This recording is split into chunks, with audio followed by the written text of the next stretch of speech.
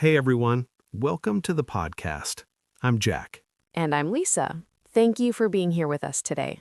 Before we start, I just want to say something. This episode is not meant to rush you. Yes, if you're listening while doing something else, that's okay. But if you can, take a breath with us. Because today's conversation is not about productivity or achievement. It's about reflection, and reflection needs time. We're going to talk about 2025, not just what happened, but how it felt. Jack, when you think about 2025, what comes to your mind first? Honestly, tiredness. That's very real. Not just physical tiredness, but mental fatigue. The kind where you're doing things every day, but you're not sure if you're moving forward. I feel that deeply. For me, 2025 felt like a year of quiet battles. Nothing dramatic from the outside, but a lot happening inside. Exactly. From the outside, life looked normal, but internally, there were questions I couldn't ignore anymore. What kind of questions? Questions like, am I actually living the life I want, or am I just surviving? Am I choosing, or am I just reacting? Those questions are uncomfortable but necessary. Yes, and I avoided them for a long time.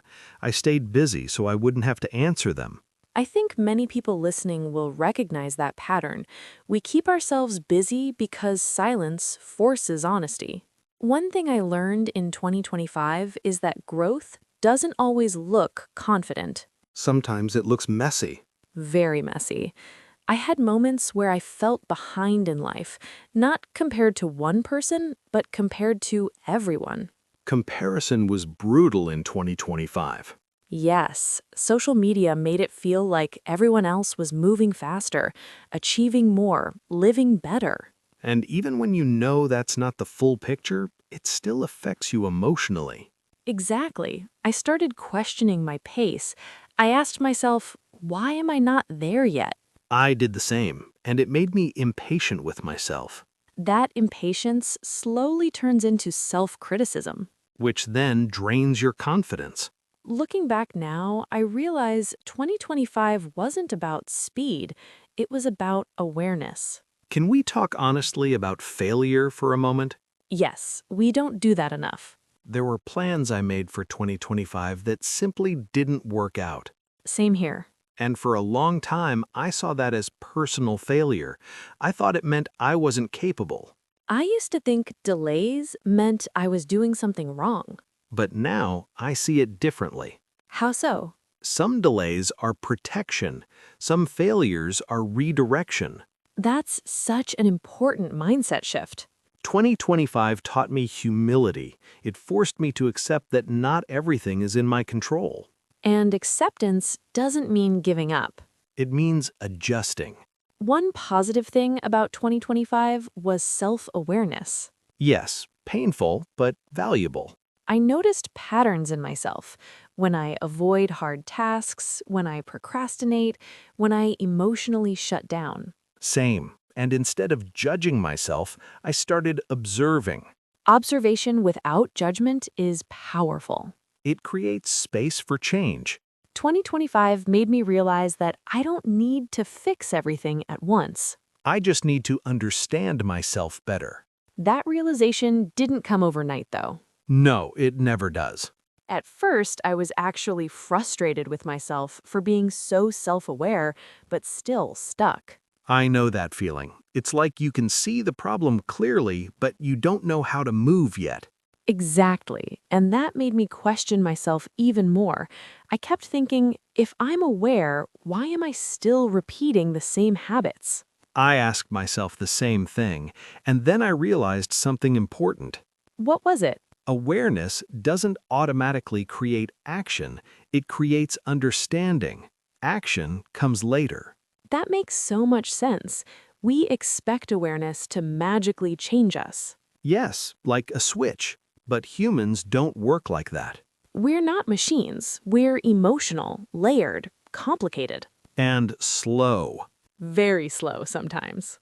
But that slowness isn't a weakness. It's actually what makes growth real. In 2025, I noticed how often I used distraction as a coping mechanism. Oh, same. Scrolling, watching random videos, doing anything except the one thing I needed to do. And I used to call it taking a break. Me too, but deep down, I knew it wasn't rest. It was avoidance. Yes, avoidance dressed up as self-care. That hurt a little. A lot, actually. But it also made me more honest with myself. Honesty is uncomfortable but freeing. In 2025, I stopped asking, why am I so lazy, and started asking, what am I afraid of right now? That's such a compassionate question. And surprisingly effective. What answers did you find? Fear of failing, fear of doing something imperfectly, fear of starting and not finishing. I relate to that deeply. I realized I often shut down emotionally when things feel overwhelming. Like you go into survival mode? Yes, I stop feeling, I stop caring, at least on the surface. That emotional shutdown is something many people don't even notice. True, from the outside it looks calm, but inside it's numbness. And numbness feels safer than disappointment.